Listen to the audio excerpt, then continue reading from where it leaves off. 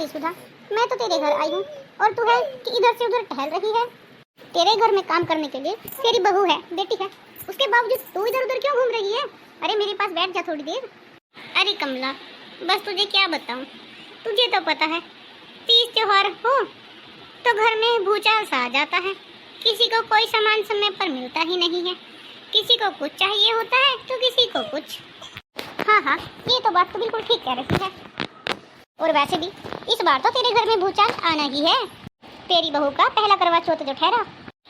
हाँ हाँ कमला, ये तो तूने ठीक कहा, मेरी बहू का पहला करवा चौथ है। लेकिन पहला करवा चौथ तो मायके में मनाया जाता है ना, तूने अपनी बहू को मायके नहीं भेजा, क्या करेगी मायके जाकर? ऐसा ही व्रत उसे यहाँ रखना है और ऐसा ही व्रत वो वहाँ रखेगी। और वैसे भी जो व्रत पति के हाथों खुलता हो उसे तो ससुराल में ही रहना चाहिए, पति कौन सा उसके मायके में जाकर व्रत खुलवाएगा। चलो ठीक है, जैसे तुम्हारे घर के रीति रिवाज हैं। और बता, क्या क्या ले आई तो अपनी बहू के करवा चौथ के लिए? पूछो मत, जो जो सामान की उसे जरूरत थी ना, मेरे को सब सामान दिला कर लाई हूँ। आखिर पहला करवा चौथ है, ऐसे ही थोड़ी ना जाने दूंगी। हाँ हाँ, शादी के बाद पहला करवा चौथ हर बार थोड़ी आता है, वो पहले करवा चौथ की रौनक तो हमेशा याद रहती है। अरे मम्मी जी, आप यहाँ हैं? मैं तो आपको पूरे घर में ढूंढ आई। क्यों बहू, क्या बात थी जो तुम मुझे पूरे घर में ढूंढ रही है? अरे मम्मी जी, मैंने अपनी सारी तैयारी कर ली है शाम की पूजा के लिए, लेकिन मुझे मेरी ड्रेस नहीं मिल रही। अरे बेटा, तेरी ड्रेस मेरी अलमारी में रखी हुई है। अरे ये ड्रेस व्रेस क्या कर रही है तू? तेरा तो पहला करवा चौथ है ना, और पहले करवा चौथ पर तो लहंगा पहना जाता है जो शादी में पहना हो। अच्छा ताई जी, मुझे तो ये सब पता ही नहीं था।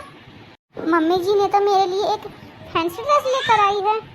उन्होंने कहा था कि तेरा पहला करवा चौथ है तो बिल्कुल अच्छे से मॉडर्न तरीके से तैयार हो जाना। अरे शीला, ये तो क्या कह रही है अपनी बहू से? अरे मैंने कहा कुछ कहा, वो तो इश्क की जिद थी, ये चाहती थी कुछ अच्छे कपड़े पहनना, इसीलिए मैं लेकर आ गई इसके लिए। क्या बात, तू तो अपने सारे रीति रिवाज और परंपरा पीछे छोड़ रही है। तुझे नहीं पता कि पहले करवे पर बहू को उसका लहंगा ही दिया जाता है?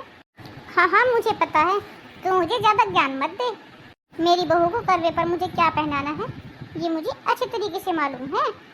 अरे तो गुस्सा क्यों हो रही है? मैंने तो बस ऐसे ही कहा था। अगर तुझे मेरे यहाँ बैठना अच्छा नहीं लग रहा तो मैं अपने घर जा रही हूँ।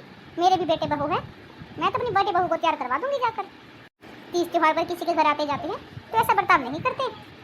अगर कोई बड़ा दो बातें कह रहा हो तो अच्छे के लिए ही कहता है, बुरे के लिए तो नहीं कहता।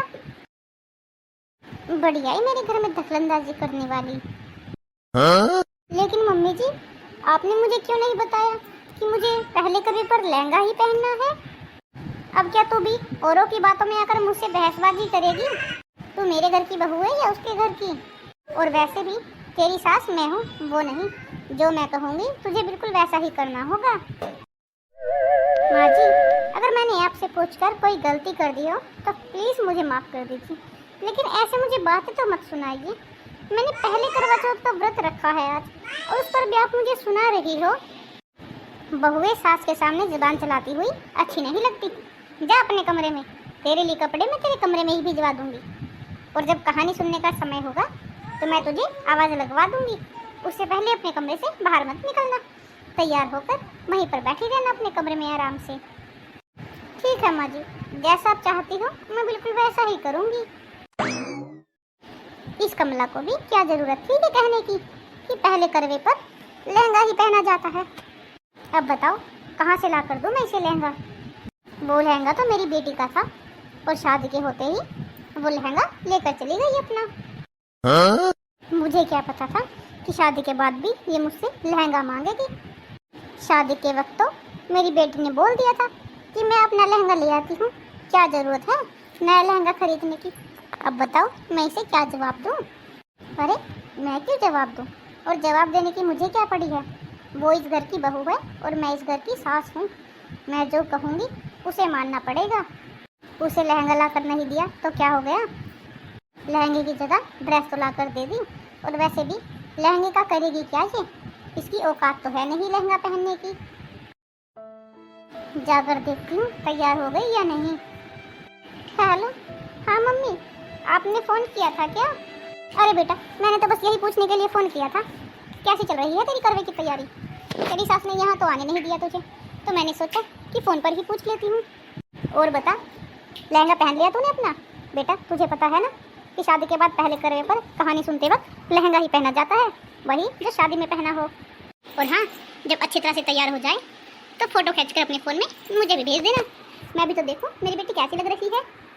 अरे मम्मी, क्या लहंगा और क्या करवा, ना तो मैंने लहंगा पहना है और ना ही मेरे पास लहंगा है। अरे तेरा शादी वाला लहंगा कहाँ गया? अरे मम्मी, बस आपको मैं क्या ही बताऊँ, इन लोगों ने मेरे लिए लहंगा लिया ही नहीं था। वो लहंगा तो मेरी ननद का था जो इन्होंने मुझे शादी पर दिया था। इन्होंने उसके लहंगे को ड्राई क्लीन करवा कर मुझे दिया था और मेरी शादी के 1 हफ्ते बाद ही मेरी ननद ने चुपके से वो लहंगा मेरे बेड से निकाल कर ले गई। तो तूने अपनी सास को क्यों नहीं बताया? मम्मी, मुझे ही कहाँ पता था, मुझे तो बस बिल्कुल अभी अभी पता चला है, वो भी जब एक पड़ोस की आई थी बोलने कि बहू को लहंगा नहीं पहनने दिया, तो उसने उसको भी सुनाकर भगा दिया। और जब मैं बाद में कुछ सामान के लिए कहने गई तो अपने कमरे में खड़ी खड़ी बड़बड़ा रही थी कि लहंगा तो मेरी बेटी का था, मैंने तो उसे दे दिया, अब मैं इसे क्या दूँ? अब आप ही बताओ मम्मी, जो चीज़ मेरे पास है ही नहीं मैं उसे पहनूं कैसे? अच्छा बेटा, चल कोई बात नहीं, ये तेरा पहला त्योहार है तो इसे आराम से मना, उसके बाद फिर बात कर लेना। ठीक है मम्मी जी, वैसे भी कहानी सुनने का समय हो रहा है, तो मैं अपनी सास के साथ पड़ोस में जाऊंगी थाली फेरने के लिए, फिर आपसे बात करती हूँ। ठीक है बेटा, लेकिन तो चिंता मत करना और अपना ध्यान रखना। ठीक है मम्मी।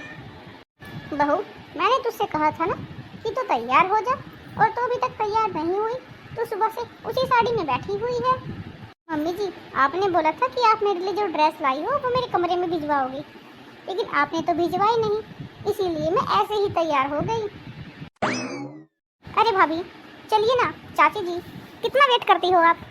मोहल्ले की सारी औरतें पहुंच गई हैं, बस आप और आपकी बहू ही नहीं आई, इसीलिए मम्मी ने मुझे यहाँ बुलाने के लिए भेजा है। अरे हाँ, तुम चलो, मैं आती हूँ तुम्हारी भाभी को लेकर। हाँ रेनू, तुम चलो, बस हम 5 मिनट में आते हैं। लेकिन भाभी, ये क्या, अपना पहले करवे पर भी आपने लहंगा नहीं पहना, यही पुरानी साड़ी पहन ली।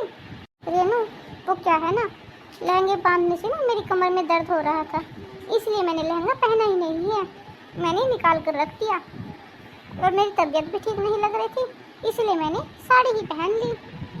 अच्छा ठीक है भाभी, फिर एक काम करती हूँ, मैं चलती हूँ, आप लोग आ जाना अपनी अपनी थाली लेकर। मम्मी जी, अब चले, थाली फेरने के लिए लेट हो रहा है। हाँ बहू, चलते हैं, बस थोड़ी देर रुक जा, मैंने तेरे लिए जो ड्रेस लेकर आई थी वो मैं अभी अलमारी से लेकर आती हूँ। नहीं मम्मी जी, मुझे अब ड्रेस की कोई ज़रूरत नहीं है, मुझे पता लग गया है कि मैं लहंगा क्यों नहीं पहन सकती। बस मम्मी जी, अगर वो चीज़ दीदी की ही थी तो मुझे एक बार पहले बता दिया होता, कम से कम मेरा मन इतना तो ना दुखता। अरे तो इसमें कौन सी बड़ी बात हो गई, लहंगा ही तो नहीं दिया, और तो सारी चीज़ दी थी तुझे, और वैसे भी बिना लहंगे की कौन सा तेरा करवा चौथ नहीं मनाया जाएगा। मम्मी जी, अगर मेरे पास कुछ भी ना हो तो करवा चौथ तो मेरा फिर भी मनाया जाएगा।